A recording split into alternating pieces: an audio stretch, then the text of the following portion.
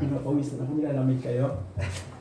Isang pribilyo na totoo yung kabutihan ng Panginoon sa buhay natin. Sa mga nagdaang araw, kapatid, I really see the hands of God in every day sa buhay ko. Na-amaze ako kung paano po gumalaw si Lord sa buhay ng iyong lingkod. Trabaho man, pamilya man, and even mga kapatid sa lahat ng aspeto ng pamumuhay. Alam niyo po na yung, di ba, sa kasalukuyan, napapansin niyo na nalipat po ako ng department. Sa mga kasi, sa totoong anak ng Lord, the world is really so unfair. Yan po katotohanan. Just accept it, kapatid. If you are really the child of God, if you are really, you will experience many troubles and trials sa buhay. That's the word of the Lord Jesus. In this world, you will have troubles. Ibig sabihin, kapatid, kasi ang plano ng kaaway is to demoralize at lulumukin ang anak ng Lord. So, nangyari po, mga kapatid, is, I don't know really what is going on. Ay, English ako. Di ko alam kung ano nangyari sa buong department. Pero, isa sa panalangin ko na, Lord, kasi yung department kasi namin, yung mga hydrocarbons, yung mga chemicals ba, yun kasi yung always the time, every morning. Alam niyo Kuya Alvin yan, talagang nagsumisingaw, kapatid. Recently, hindi naman to, let's face the reality. Yung bagong manager, yung manager na nag-hire sa akin noon, is pumanaw po, bata pa po, mga kapatid. It's a prostate cancer. So yun nangyari kasi yung nasabi ko, isa sa panalangin ko, kapatid, na Lord, yan mo ako ilipat dito sa department na to. Hindi ako kasi hindi ako, siyempre, tayo mga tawag mga kapatid, tayo yung mga kawang manggagawa.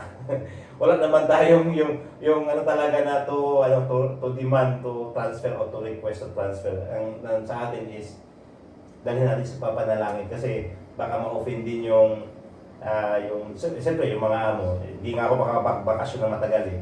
So isa sa panalangin ko mga kapatid for 2 years kasi isang ginagawa ko din doon is nag-monitor po ako sa Bensin monitor sa chemicals, kung hindi po siya safe yung mga ganung mga bagay.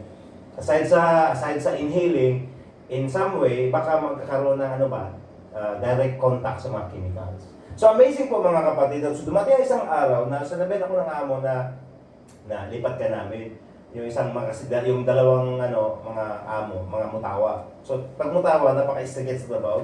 Not strict but napaka-strict at yung isa talagang mataas yung standard talaga. So I am very good in performance na yung, alam mo yung ikaw lang isa doon, ang iba, dalawa yung assistant. Ikaw lang isa kayo bumuo ikaw yung nag-take care sa mga documentation. Alam niyo pong documentation na is OP, it's like 500 kapatid or 600. Imagine mo, i-monitor mo yan lahat. Hindi po easy yan.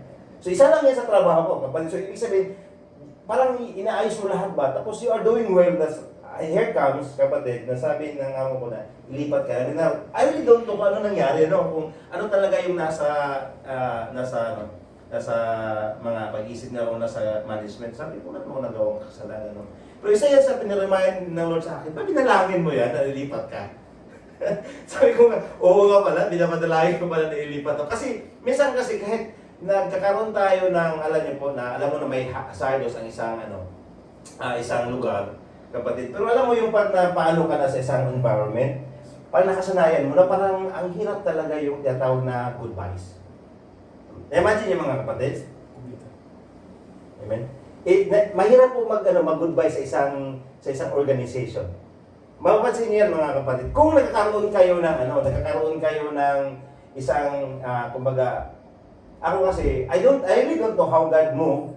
Kasi in the same way kasi, yung mga manager ko, yung mga is I have a friend relationship sa kanila. Hindi yung dahil sabi nga ng yung isang huwag mo isipin na amo mo ako, isipin mo na kapatid mo ako. So that is how that's for me kapatid, that's how I build the relationship lalo sa dati kong amo. Hindi lang yung amo, sa lahat ng katrabaho ko, it's the way it is. Ganun talaga yung nangyayari mga kapatid, So it's hard to say goodbye, kapatid. So dito, ang kaaway kasi, akala kasi ng kaaway na ipapahiya tayo, yun kasi yung nangyayari dyan, kapatid. Pero amazing po si Lord kasi ang sabi ng Lord mga kapatid, that He will honor us.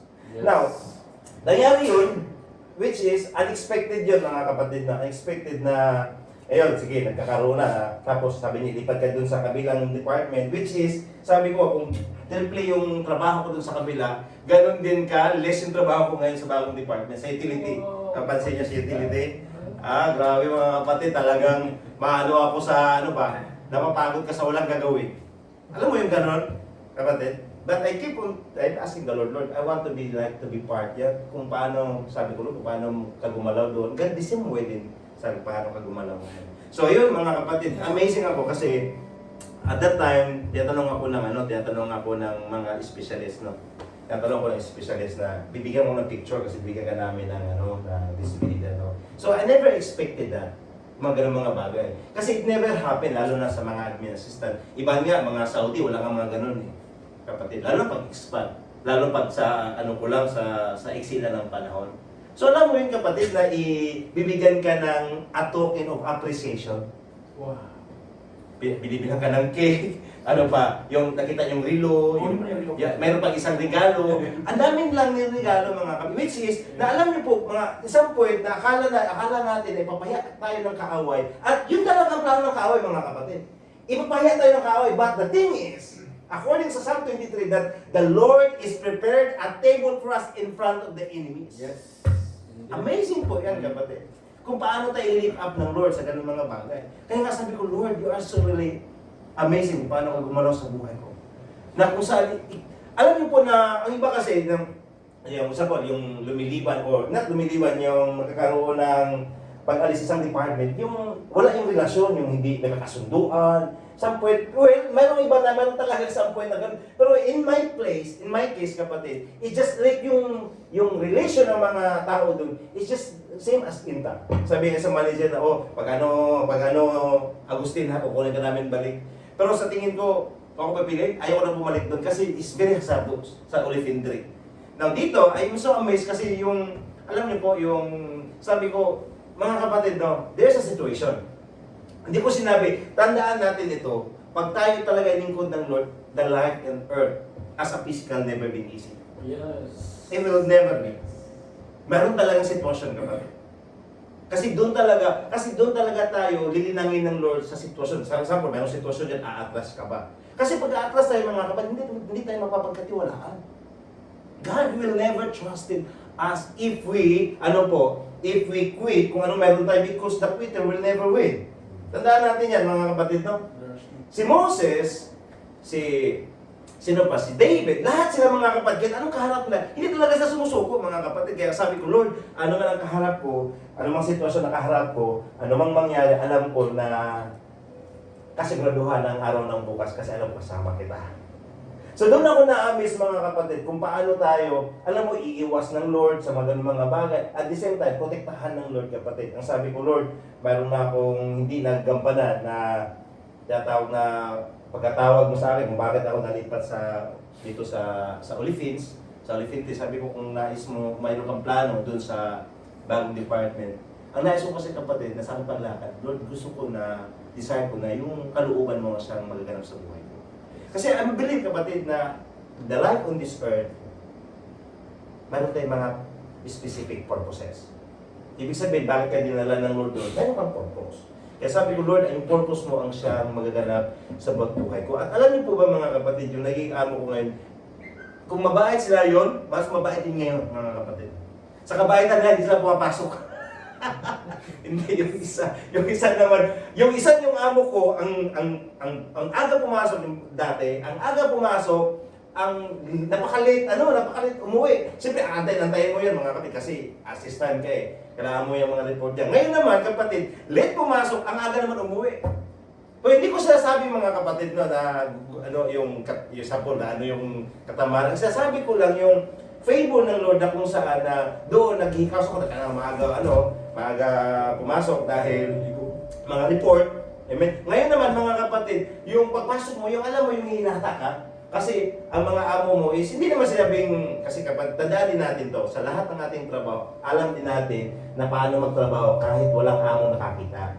Kasi ang binabantayan mga kapatid, yung mga, yung, kumbaga, yung finished product ba, yung output na trabaho mo, hindi yung Kasi sa mga professional, hindi yung binabantayan talaga, o nagtrabaho ko ba, hindi. Malaman ng isang tao na hindi nagtatrabaho kasi walang output.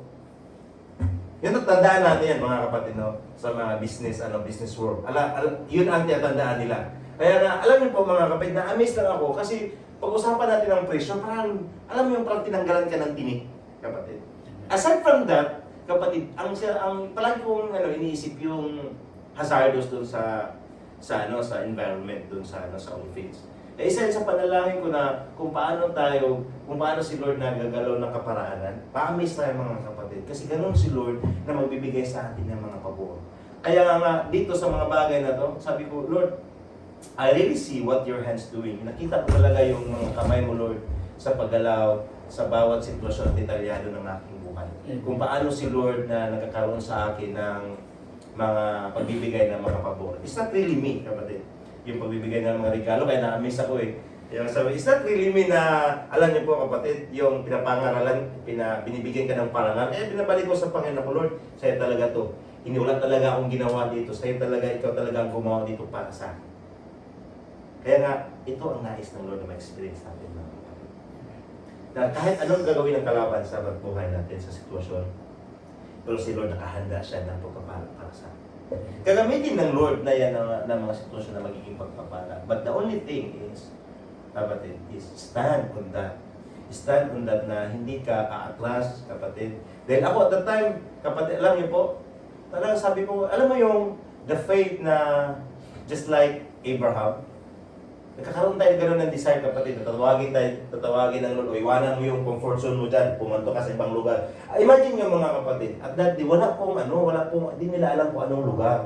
And every day, doon siya nagkakaroon ng pagtitiwala sa Panginoon kung saan siya dadalhin. Saan po? Sa pamamagitan ng pag-ipag-usap niya sa Panginoon. Wala pong GPS noon, wala pong airplane noon, kung hindi nila alam kung saan sila dadalhin. Iwanan nila ang comfort zone, iwanan nila yung pamilya doon at tinawag sila ng Panginoon. Yan po ang pananampalataya, na alam niyo pong pananampalataya na pagkatiwalaan mo si Lord yan sa araw ng bukas kung anong nais niya ihakbang natin. Ang kailangan lang natin is yung tumayo at yun yung nangyari ko ngayon. Kaya nga sabi ko, Lord, parang mayroong the best na gagawin si Lord sa ganitong mga sitwasyon. At natutunan ko na rin mga kapatid na sa kabila ng mga sitwasyon is yung katyagaan. Nagkakaroon ng endurance. Na sa sitwasyon kapatid, doon talaga magkakaroon ng pagbuo ng endurance na meron tayo. Kasi pag wala tayong pagsubok, saan tayo magkakaroon ng the fruit of endurance? Yes. Sa pagtsatsaga at pagtitiis natin. Kasi, example mga kapatid, nakita nyo lang ako na yung Well, okay naman talaga ako mga kapatid. Akala nyo kasi walang sitwasyon behind the scene. Mayroon po mga kapatid. But natilihin natin yung kakisigan natin, yung katayuan natin sa Panginoon, yung kapapuhan natin. Yes, my kapatid. Yes, amen? Hindi dapat yung... dapat manatili yung ating pagiging... Sample, mga anak tayo ng Lord. Pero ang ating namang mga mukha, hindi mukhang ligtas. Dapat yung, alam mo yung mga kapatid, dapat nandun yung kakisigan na kahit sa behind the scene, daming sitwasyon. Pero alam mo, nakatayo ka dahil si Lord is pushing you. Sige lang, anak, nandyan ako sa likod. Amazing yan, kapatid. Kaya sabi ko, aside sa mga yung paano in-increase ng Lord no, financially, ano lang yung mga kapatid, that is only consolation. Consolation yung mga ganun mga bagay. Yung pagbunan. Pero alam niyo po, ang pinaka-the best dito, kapatid, is merong the best na plano sa ating mga kapatid. That is the best thing. Sabi ko, Lord, I am very excited. Kaya nga, at that time, bakit ko sabi na it's a benefits at magkakaroon ng endurance? Kasi noon, sabi ni James na pag mayroon tayong sitwasyon, pagpasalamat tayo. Amen. Ang hirap pagpapasalamat, totoo yun mga kapatid. Pag nasa kasalangan ka, pag meron kang nasa problema ka, pagpapasalamat ka sa Panginoon na mayroon kang kagalakan, yes, makapagpasalamat ka, pero yung kagalakan sa puso, ang hirap kapatid. Pero ngayon, nagkakaroon ako ng lesson ba sa buhay ko na Lord, salamat sa sitwasyon. Alam mo yung nabibitawan mo na mayroong kagaanan ng loob, kapatid. Na sa kabila ng sitwasyon, nakapagpapasalamat ka sa Panginoon kasi alam mo that God still in control. God still sit in the throne of heaven. Yes. Yan po ang pinaka-importante. Kaya nakita ko, Lord, yung sabi ko sa Panginoon ako, alam niyo po na nagpapasalamat ko sa mga, yung sa buhay ko. Sabi ko na yung mga pabor at yung pag-iingat niya sa akin, lalo na ngayon na iniwas talaga niya ako dun sa mga chemicals. No? Amen. So, well, di ba sa pagkasabi, no, yung mga sabi ko, Kuya Alvin, di ba sinasabi na, no, papanalangin natin, the Lord is our protection. Pero isa kasi sa pinapanalangin ko noon, the Lord, kailan ako alisin mo dito? Isa yan, kasi ayoko naman na ako yung mag-aalis sa sarili ko. Kasi alam niyo po, si Lord ang nagbibigay doon ng pagpapala. Hayaan mo si Lord na siya ang gagawa ng solusyon sa sitwasyon na meron ka. Kasi kung ikaw mismo ang magputol ng pagpapala ng Lord, pag tinanggalan mo na si Lord ng kaparaanan, na siya ang gagawa ng paraan. So, at that time, nakikita ko talaga on how God works. Like, lalo na, nimay-himay ko yung that time, nagmula ko sa JAL, lumipat ako ng mga kampanya na everything, nakakaroon na yung paglino ng aking kaisipan spiritual na sa bawat dinadala ako ng Lord, meron siya mga certain purpose. Sa buhay ko at sa mga nakasalamuha ko. At kaya nga, na-amaze ako dahil kung ano man yung sabi ko na, alam niyo po yung nagkakaroon ka na rin ng more understanding kung paano po nagkaroon ng paggalaw ang mga bagay-bagay. Kung paano po nagkaroon ng, hindi lang pag-physical kapatid, yung pagdating sa spiritual, kung ano po ang tinatawag na mga the best na plano nung sa ating mga boy. Doon ko nakikita na kahit ano ang gagawin ng kaaway kapatid. Kahit anong gagawin ka, papahiya ka, ilog mo ka. Pero pag ang natutunan ko, pag tumayo lang tayo at manatili sa Panginoon, yung katulad ng alam niyo po, pag yung ako doon, yung bumitaw yung lumipat ako, it's just no heartaches. Yang alam mo yung napakagaan na nagkaroon ako ng lumipat ako sa ibang department, pero yung relasyon na doon pa rin intact sa senior manager, sa mga managers, sa mga lahat ng tao. Amazing po yun mga kapatid. Na sabihin na, namimiss ka na namin dito. Alam mo yun, ng iba kasi, wala to, sa akin ito sa mga kapatid, no? Iba yung sa lumilipas na, yung umalis o lumipat na, para bang iba is, parang, alam mo yun, may mga hindi magkakaintindihan. Pero sa akin personally, yan po ang dinesign ko kapatid na kung pumunta man ako sa ibang company o sa ibang lugar, yung relasyon natin sa katrabaho, sa mga kapatiran, yung nandun pa rin yung buo-buo kapatid. Amen? Kasi hindi naman po pwede kapatid na, alam niyo po na sa lumipat ka lang is hindi nagkaroon ng pagbuo ng ng relasyon. So, iba po yun. Sa akin kasi, dito ko nakita kapatid, kasi noon kasi pagkatao ko, pag lulipas talaga ako, wala napansinan. Pero alam niyo na ngayon na napansin ko na kung paano si Lord na nagkakaroon ng, dito pa lang is just amazing. It's just amazing kung paano po gumalaw si Lord sa sitwasyon na mayroon ako sa buhay. Na sa kabila ng sitwasyon, alam mo yun na katiwala mo sa Panginoon. Kasi alam mo na, Lord, alam ko na sa araw ng bukas, sagot mo ako. Alam ko, Lord, na naka-back up ka sa akin, na nandyan ka lang palagi para sa akin. Yan po ang naranasan ko na personal sa Panginoon kapatid, yung na-experience ang kanyang kabutihan at ang kanyang kapangyarihan kung paano po siya pumilos sa aking mga buhay, sa aking buhay. At ngayon, nataka nga ako yung alam mo yung SMS na kampanya namin, napaka-kunat po yun. Kunat ba yung process nila, hindi in the bad way. Amen. Pero taka ko ngayon kasi last week, ang tagal ko pa magbakasyon, mayroon na akong exit and re-entry visa. Pagtingin ko, ano to? Mayroon na akong visa. At next week pa nga ako aalis. Ang ticket ko, last month pa, nakuha na kapatid. Alam mo sa iba yung mga testimony nila, yung company mo, nagkakunat yan, at tagal mag-practice yan. Yun naranasan ko kasi yung mga testimony na ito sa akin, in my part kapatid, it's just so smooth.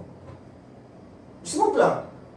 So yun po ang napakaalam yung gandang pabor na kung saan ako. Lord, hindi pa nga ako, sabi ko, hindi ko pa nga iniisip ang pag-uwi. Sabi nga, ng kapatid ka na, excited ka na ba? Ako para namang first time ko umuwi. Hindi na. Nandun yung kagalakan, but not just excited, hindi makatulog. Wala, sa akin personally, wala akong ganon na mga kapatid. Kaya sa LP, nakakatulog ako. Kumakain pa nga ako Iba, hindi na kumakain, excited. Hindi ako ganon kapatid pag umuwi. It's just me. It is the Lord, no? Kaya nga salamat sa Panginoon. Kaya nga sabi ko, it's very smooth lahat. Nagkakaroon siya ng, alam mo yun, na walang alalahanin. Yes, nandun yung mag-iisip mga kapatid. For the best kasi pag nandyan sa Panginoon It is just like this. Ganun talaga kapatid pag nasa Panginoon. You will experience comfort sa kabila ng shaking ng o struggle or some point kapatid na shaking man ang mga ating mga sarili dahil sa mga sitwasyon. Nandun yung comfort, nandun yung peace, at napaka-importante mga kapatid, hindi ka ipapahiya ng Lord. Yan ang sabi ng Lord. While you trust and call upon His name, you will never be put to shame. Sabi ko, Lord, sa mga sitwasyon na meron ako, alam ko na hindi mo ako ipapaya.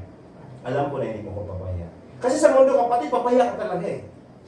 Kasi ang purpose ng kaaway, papaya ka talaga, kapatid. Kaya nga na-amaze ako, kapatid, kung how God moved and how God, sabi ko, Lord, you are still amazing. At alam mo yun na, you are still, na kung ano ka noon, paano ka gumalaw, paano ka gumawa ng kaparaan, it's still the same, kapatid, that you are experience His goodness. You will experience His, favor. Ito yung purpose kung bakit tayo nandito. Kapatid, ito yung purpose kung bakit tayo nandito, para maranasan natin si Lord. Amen? At alam natin na gusto natin maranasan si Lord ng personal. Amen po ba? Amen. Amen? Palakpakan natin si Lord. Amen. Hallelujah. The Bible speaks, sabi ng Panginoon sa Revelation 22, verse 14, Blessed are those who wash their robes, so that they have the right to the tree of life, that they may enter the city of the gates. Yun yung testimony, mga kapatid, na we can enter to the gates that comes from the Lord. Now, sa buhay natin, how we persevere. Amen. Persevere ba tayo sa pagpapasalamat kay Lord? O persevere tayo sa pagrereklamo sa kapwa natin? Hallelujah. Amen. Mayroong tumayo kanina eh. Amen. Praise the Lord. Tingin na Panginoon. Sabi nga po ilang beses binabanggit dito na huwag natin ikakahiya kung ano yung ginawa sa atin ng Panginoon. Kaya ngayong gabi, tinataas ko po ang kabutihan ng ating Panginoon. Una-una, pinagsama-sama tayo rito na narito, physical. Once a week na lang po ako nakakapunta. At doon po yung kagalakan na biruin nyo, maga pa lang sinusundukan ng kapatid. Rin po, Panginoon. Tignan niyo po yung favor ng Lord talaga doon pa lang po. Sa layo po ng Jubail, papunta ng Cubag, mas babalik po ng Jubail. Sipin niyo po yung biyahe ng talaga pong favor na kagad ng Panginoon. Talaga salamat po sa Lord kung paano mo kumikilos ang Panginoon. Na kung paano po niya hindi pinababayaan yung anak niya sa mga ganong favor. Na doon po yung kapatid na willing, yung kalakasan na maibigay. Kaya pangalawa po, yung aming pinag-usapan ng share ko na po ito kay Kuya Nas, actually, hinihintay din po na itong marinig sa akin nung time na yun. Kasi nung one time na matutulog po siya doon sa bahay, inabutan po niya yung mga kasama ko na nagiinuman. Plus na pa, nung naubos po yung alak, na nandun na po si Kuya Nas sa kwarto ko, yung isang kasama ko, yung roommate ko, kumuha pa po ng alak doon, which is nakita pa po niya. Na-witness niya. Tapos tinawag na ako kasi nasa labas po ako eh. Sabi niya, sir, sabi niya gano'n, delikado ka dito. Sabi niya, puri ng Panginoon, sabi niya gano'n, pag-pray tayo, nag-pray po kaming dalawa ng kapatid. Sabi niya gano'n na, alam ko, hindi ka pababayaan ng Panginoon dahil anak tayo ng Panginoon. Sabi niya. Sabi ko, amen, Koy, sabi niya.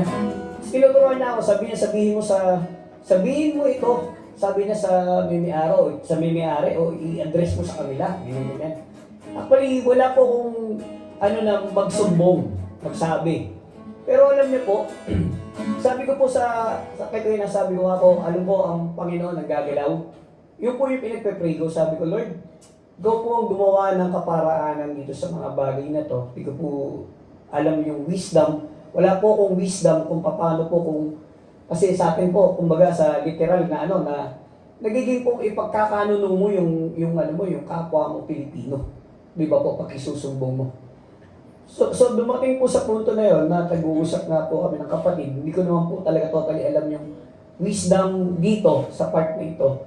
Pero po, I keep on praying sa Lord na, Lord, sabi ko kako, ikaw po ang gumawa ng kaparaanan. Pero alam niyo po, apaka-amazing po na ginawa ng Panginoon. One time, ginamit din po niya yun na hinahanap po lagi yung may-ari, yung matanda, si Mr. Salem.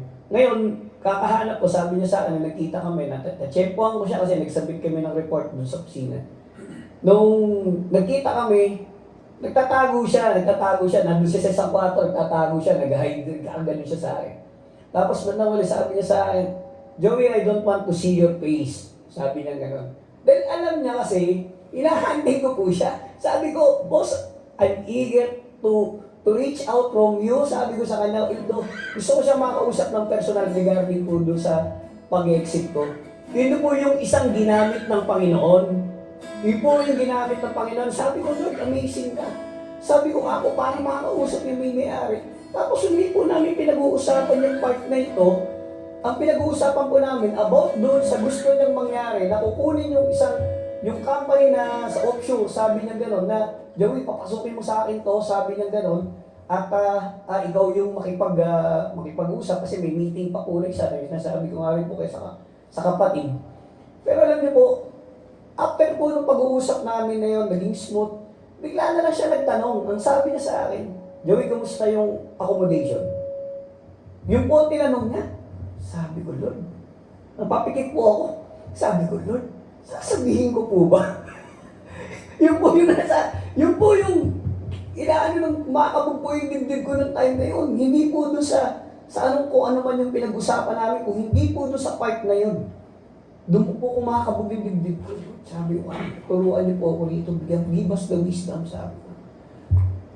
Doon po sa time na yun, nabanggit ko.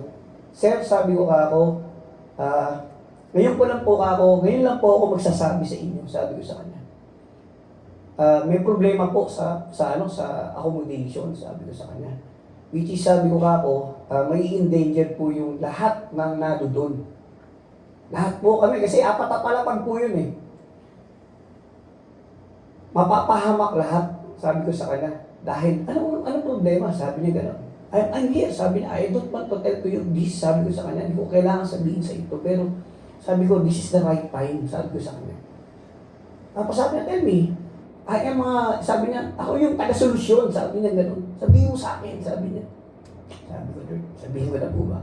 Tapos yun, bigla ako pong naibok yung bibig ko at sinabi ko sa kanya na, sabi ko, sir, may nagbebenta ng alak doon.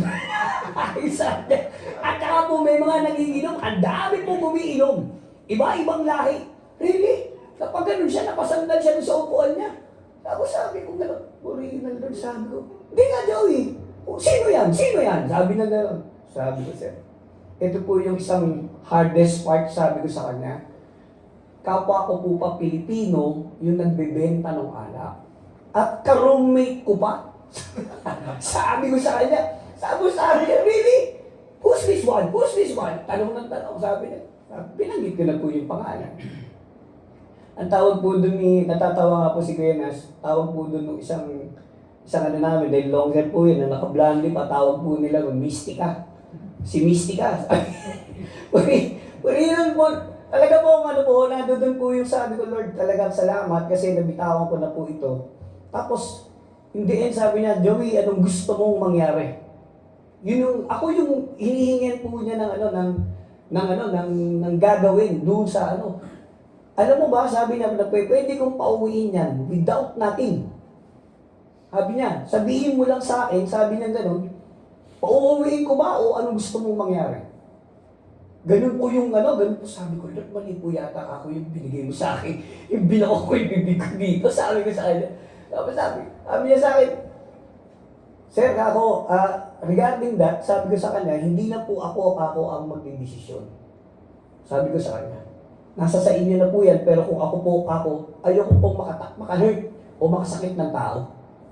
Yun po ang sinabi ko. At least sabi ko sinabi ko lang po sa inyo to save all the people there. Yun po yung sinabi ko. Hindi lang po yung kapakanan ko, sir. Hindi lang po yung tinutukoy lang po ng kapatid, sir, delikado ka rito.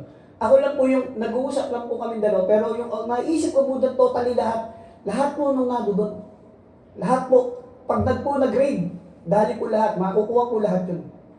Kaya po, sabi ko salamat sa Panginoon, yun po yung isang inihintay ng kapatid na balita, pero sabi ko, nung binalita ko sa kanya, praise God, na pag ganun po yung kapatid. Kaya po pinupuri ko yung Panginoon sa kabutihan na ginagawa niya na hindi tayo pinababayaan. Magtiwala, magdasal, na napaka-importante.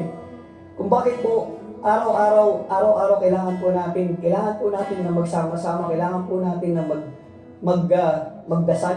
Naiisa yung ating panalangin.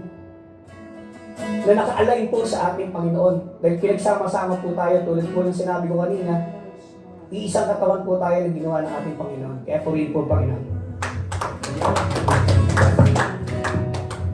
Hallelujah. Praise God. So, purihin ang Panginoon. The Bible speaks in Hebrews chapter 2, verse 11, verse 12, saying, I will tell your name to my brothers. In the midst of the congregation, I will sing your praise. Ang nangyari po noon mga kapatid, dugtong ko siya ng konti. Napa-invite po ako sa sarili ko na doon matulog. Dahil po, ang sabi ng kapatid, medyo maanggo yung kwarto niya, baka di ko kayanin. Pero nung in-invite ko yung sarili ko, nung dumating ako roon, ako humiga sa higaan niya. Naalala ko, baka mataganan ko siya eh.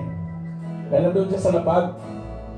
Pero yung heart ko, dahil po yung unang abroad ko, iba 2005, yung mga katrabaho kong mga Pilipino, ganyan po ginagawa nila. Gumagawa, umiinom at nagbebenta. At yung amoy na yun, sabi ko, di ako magkakamali. Hindi ito towel, hindi ito damit, o pinamunas, pinatuyo. So niloob ng Lord, in-invite ko na naman ulit sarili ko, pero wala talaga akong planong doon matulog. Iniwanan lang ako ng Kuya Minon lang time na yon. Sabi ni Kuya Minon, uuwi ako, Kuy.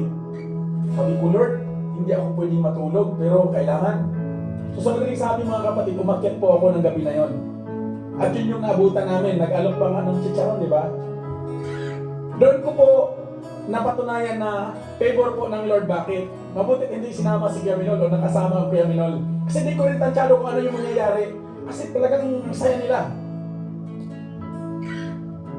Ang sabi ko kay Sir Jose, mali ito. Dahil maaring nakabulahaw na sila dahil open yung lugar. So, yun po, amen, nag-pray kami. Pero ang sabi ko po kay Sir Jose, natandaan ko, sabi ko sa kanya, kung pwede, ako tatawag nung may-ari ng kumpanya. Ako makipag-usap. Madali kong ibulsa yan. Sabi mo sa susukbitin ko yan eh. Kasi po mga kapatid, bilang poyanas nyo, pamilya si Sergio sa akin. 19 years old o 17 years old, magkasama na kami. Kaya bothered po ang heart ko ng gabi na yun nung malaman ko yun. Nung makita ko mismo. Sabi ko, hindi ko po pwede. Habang pabalik ako rito, sabi ko, Lord, kailangan may gagawin ka. Gusto kong marinig yung gagawin mo, Lord. Gusto kong marinig, Lord. Hindi mo to dapat i-delay dahil pauwi ang Sir Joey. Marami na po kong na-encounter niyan mga kapatid. Way back ng panahon sa Riyadh, sa Alcars, na tahimik na tao nadadamay dahil sa mga maling ginagawa ng kapwa Pilipino at nilalaglag pa. Kaya sabi ko, Lord, hindi. Anak mo kami, di ba? So sabi ko, Lord, hindi ko tama. Dahil ang sabi mo sa iyong salita, dapat hindi kami magmimingil o hindi kami makiayon doon sa mga taong nawala na ng takot sa iyo. So nung inalo kami ng pagkain nung chicharon, never po akong dumampot dahil sabi ko salamat. Pero I was not allowed to eat on that delicacies mga kapatid. Lalo na pag nalaman ko kahit hindi ka mag-alok at nalaman kong gumawa ka ng hindi tama against the Lord, hindi mo ako papahawak dyan.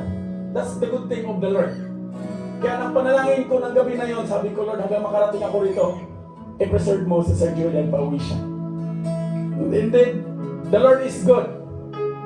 Dahil yung mga pinaglulahan nila, hindi po yung yung lingkod ni Lord, kundi yung mga ibang lahi na kaklasmate nila doon sa ginagawa nila po rin ang Panginoon.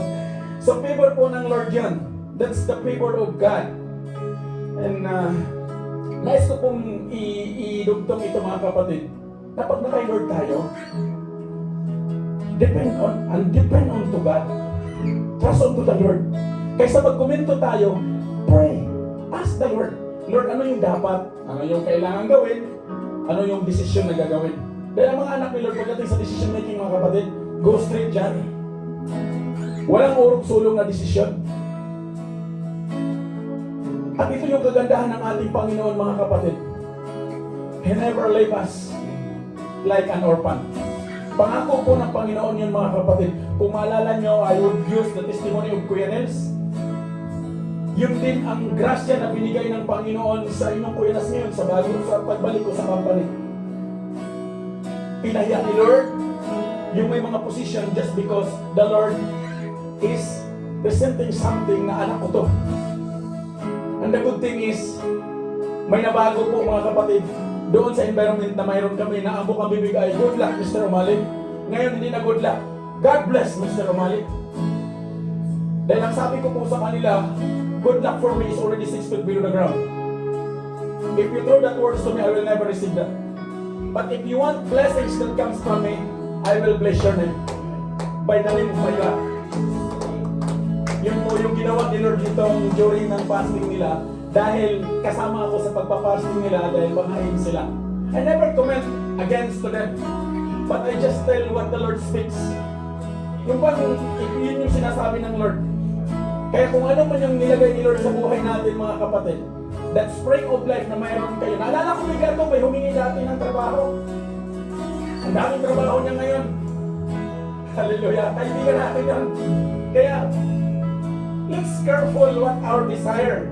Ako personally, lahat ng nilagay ni Lord na desire mga kapatid, lalo na sa pamilyang ito, indeed is an answered prayer. Amen? Hallelujah. Tiis-tiisin niyo po yung TV natin bago po muli to. Titigan yung maigi.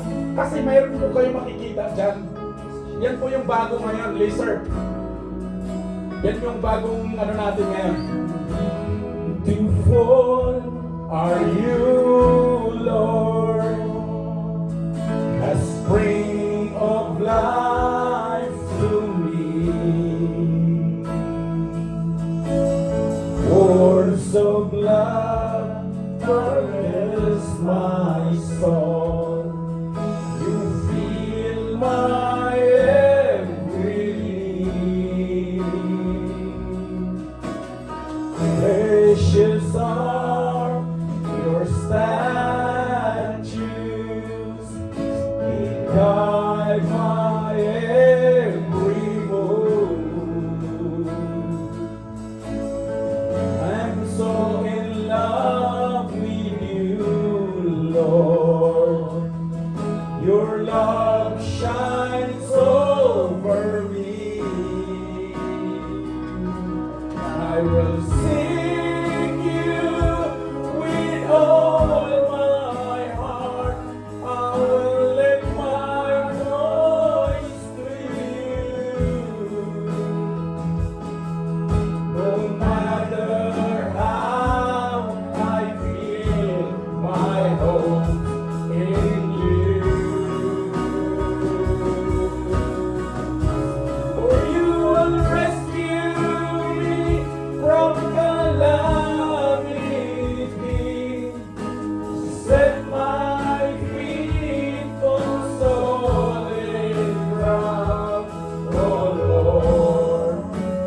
You are the spring of life to me. Lord, secure within me, has lifted my feet from strife. Forever I will thank you for giving me your life. I love you, Jesus, my life within your hands.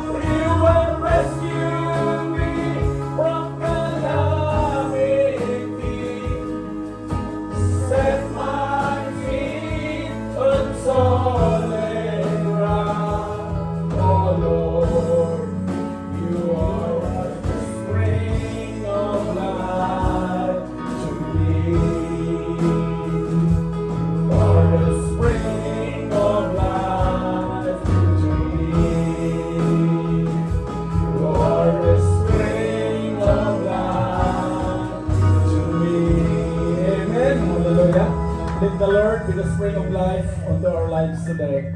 Hallelujah. Shalom mga kapatid. Amen. Ano dito ko sa Ito ko lang. Practicean lang namin natitigaw ka. Ganyan yung bagong TV natin ngayon. Amen. Sige, ayun. Puri ng Lord mga kapatid. I think Oo, bago yan. Kailangan natin titigan yung nakatayo. seamless. Oo. Hallelujah. So, yan. Pagpalang kami mga kapatid. Amen. Amen. Pagpalang ng Lord. Ang ganda tong... Huwag kayo tumigil sa likod dito. Ano? Kasi minsan naman nakita yan. Hindi bago ko Kabago. Hallelujah. Yung TV ko eh. Okay lang yan. Amen. Papalitan ni Lord ng bago yan. So, nandito tayo sa giving, mga kapatid. The grace of giving. Amen. Siguro, na-miss nyo ako. Yes. Sobra ko eh. Hallelujah. Sobra siya. Amen. Yes. Gusto ko kasi yung nami-miss nyo ako eh. Yan o. Para may thrill ba? Amen. Makipagit pala. Okay mga kapatid, magkasama tayo. Tapos na yung pinapagawa ng Lord sa buhay ng Kuya Eli. At tayo po muli ay papalaot. Amen. So, dito tayo mga kapatid sa giving. So, ating pag-usapan ay patungkol doon sa 2 Corinthians 8, 1-9. Amen. Amen. Hallelujah. Amen.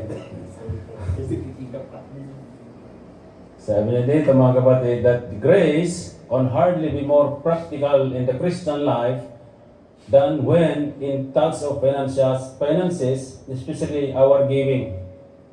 Giving under the law was compulsory, requiring various sa Old Testament tithes, ito yung 10% and offering. But under, sabi niya, the Old Testament law, believers gave in order to believe dahil naniniwala sila na pagpapalain sila ng Diyos. Yun yung mindset nila. But under the New Testament, grace, believers give because they are already blessed. Yes. Amen. Jesus Christ freed us from the requirements of the law so that we could respond to His wonderful gift for eternal life, mga kapatid. So while legalistic giving focuses on the outward act and amount, grace giving focuses on the inner motives because of the love of Christ Jesus. Amen. Ito po yung pag-usapan natin mga kapatid. Tungkol po sa giving. Ito yung verse natin, 2 Corinthians 8, verse 1 to 9. Sabi niya, now I want you to know, dear brothers and sisters, what God in His kindness has done through the churches in Macedonia. They are being tested by many troubles, and they are very poor. But they are also filled with abundance, joy, which has overflowed in rich generosity. Mga taga-Macedonia, mga kapatid, mahirap po sila. Kumbaga, yung dumadaan sila ng napakatinding hirap. Pero nagkaroon sila sa kanilang mga puso ng pagbibigay na hindi rason ng kahirapan, mga kapatid. Sabi niya, for I am testify, sabi niya Apostle Paul na for I can testify that they gave not only what they could afford, but far more.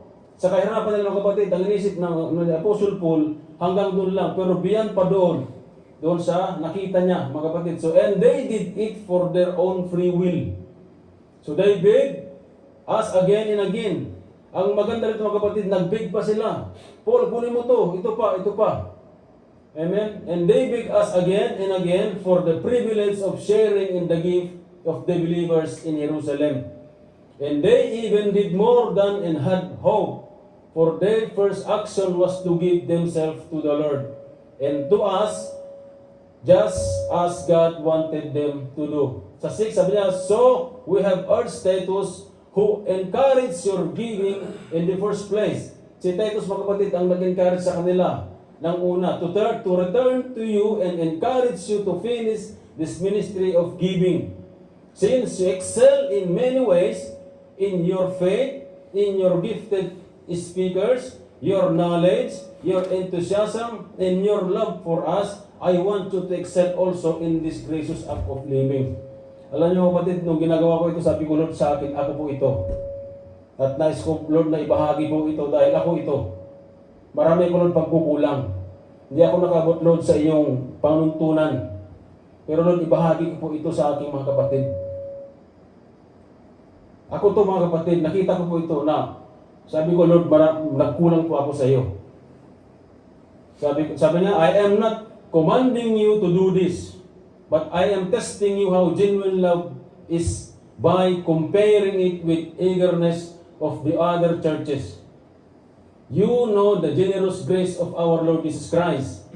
Though, sabi niya, He was rich, yet for your sake He became poor, so that by His poverty, He could make you rich. Napakabuti ang Diyos mga kapatid. Kaya sabi kanina doon na by the law, ang mindset ng tao mga kapatid, pag nagbigay sila, mabibless sila. But sa atin, sa New Testament, sa buhay natin bilang Kristiyano mga kapatid, hindi yung mindset natin dahil na-bless na tayo. Pinagpala na po tayo. Amen? Sabi niya, the character of grace giving, mga kapatid. Ang number, sabi niya, grace giving is not eliminated by poverty. Hindi ito nasusukat mga kapatid, hindi ibig sabihin na mahirap tayo, hindi na tayo magbibigay. Amen? Nung nakita natin doon sa yung mga taga-Korinto mga kapatid, na sinabi niya doon na hindi hadlang yung kahirapan nila sa kanilang pagbibigay. Hindi hadlang yung kahirapan nila sa pagbigay nila yung sarili nila, yung pagkatao nila sa Panginoong Diyos. Hindi sila nag-complain, bagkus nagano sila, nagbigay pa na nagbigay. You will expect ni Paul na ibibigay nila beyond pa doon. They give far more. Sabi niya doon mga kapatid. Amen. Sabi niya dito na, now I want you to know, dear brothers and sisters, that God is His kindness is done through the churches in Macedonia. Amen. Sabi, the people in Macedonia had been persecuted and were destitute. Their living and their goods had been taken from them. Mahirap ang buhay ng mga kapatid yung taga-Macedonia nung araw. At minsan mga kapatid, dumadaan po tayo dyan, hindi tayo excuse sa mga pinagdaanan nila. At hindi yan excuse din para sa atin mga kapatid, para hindi tayo magbigay.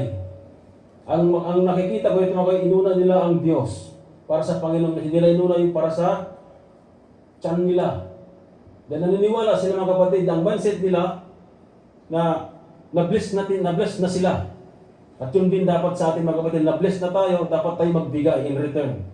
Paano yung pag-response natin doon sa pagpapala na natamo na natin sa Diyos, yung tanong natin ngayon sa sarili natin, kung paano din tayo mag-response doon. Doon sa ibinigay ng Diyos sa atin. Kasi ang Lord mga kapatid, ibinigay ng lahat sa atin. Sabi niya kanina doon na, mayaman siya pero nagpakirap siya para maging mayaman lang po tayo. Now, how to be, paano tayo mag-response doon mga kapatid? Kaya nung ginagawa ko ito mga kapatid, na sabi ko, Lord, walang-wala ako sa iyo, ako karapat-dapat na tumayo pa sa iyo. Hindi man, Lord, ako karapat-dapat na banggitin ko man yung pangalan mo, hindi ako karapat-dapat. Pero sabi ko, Lord, maraming salamat dahil pinakita mo ang mga bagay na to. Sabi niya, while their standard of living had changed, their standard of life did not, mga kapatid. Nagbago man yung sa standard yung pamumuhay nila. Pero yung life nila, hindi. Yung standard ng living nila, nagbago man, mahirap man sila. Pero yung standard of life nila, hindi nagbago po yun para sa Panginoong Diyos. So number 2, grace giving is not energized by pressure. Hindi po sila napipilitan. The people in Macedonia did not have a pressure to give, to be give. They begged Paul to take the gift. Nag-beg pa sila sa kay Paul. Sabi niya, then they did it their own free will. Hindi sila nagpipilitan. They beg us again and again for the privilege of sharing the gift of the believers in Jerusalem. Nagbigay sila, sabi niya, nag-beg again and again and again and again. Despite dun sa dinadanas nila mga kapatid na kahirapan. Destitute, mahirap na buhay, pamumuhay. The grace giving means that we give out of our heart because we want to. Hindi tayo napipilitan. Sometimes people will become upset when the church teaches about giving. Yan ako mga kapatid dati. Pag meron ulit ako, bakit ito na naman? Ito na naman, giving na naman, giving na naman. They become upset because their treasure is not found in their church, in the church. If your treasure is found in Jesus and what Jesus loves, the church, then your heart will be there also. Sabi niya na, where is your treasures mga kapatid? Tinanong ko yan sa aking sarili. And where your treasure is, there is desire of your heart will also be, mga kapatid. Kung saan yung treasure natin, saan yung desire ng puso natin, mga kapatid, na andoon. At nung naabutan ko ito, mga kapatid, na parte doon sa itong Luke 9, Luke 12, doon ako nagtanong sa Panginoon. Number 3, sabi, grace giving is not excused by performance. Since excel in many ways, in your faith, in your gifted speakers, your knowledge, your enthusiasm, sabi niya, in your love from us, I want you to excel also in graces of act of giving. Speaking, sabi niya, there is no performance or service we can perform, whether in the preaching, teaching, speaking, faith, knowledge, diligence, love, that is a substitute for grace giving, mga kapatid. Hindi natin dapat kahit ano yung katayuan natin. Katulad nung sinabi ng kapatid kanina, nung bago tayo mag-opening prayer, mga kapatid. Na hindi natin konting kakarampot na meron tayo. Hindi natin ipagmalaki sa harapan ng Diyos, mga kapatid, kundi iluhod tayo sa Diyos na magpasalamat at meron tayong ganung kakarampot. Amen. Sabi niya, grace giving is not enforced by power. The Apostle Paul did not commanded anyone to give. Hindi nag-command, mga kapatid, si Apostle Paul. And we are motivated by love of Jesus to give. Sabi niya na, you know the generous grace of our Lord Jesus Christ, though He was rich, yet for your sake, He became poor, so that by His poverty, He could make you rich. Amen, mga kapatid. Napakabuti ang Diyos. Ang mindset kasi nung unang araw, nung panahon, mga kapatid, ng Old Testament, magbigay sila, pagpapalain sila. But in our days, mga kapatid, sa ating Panginoong Hesus, magbigay tayo dahil na-bless na po tayo. Nandyan na po yung pagpapala sa atin.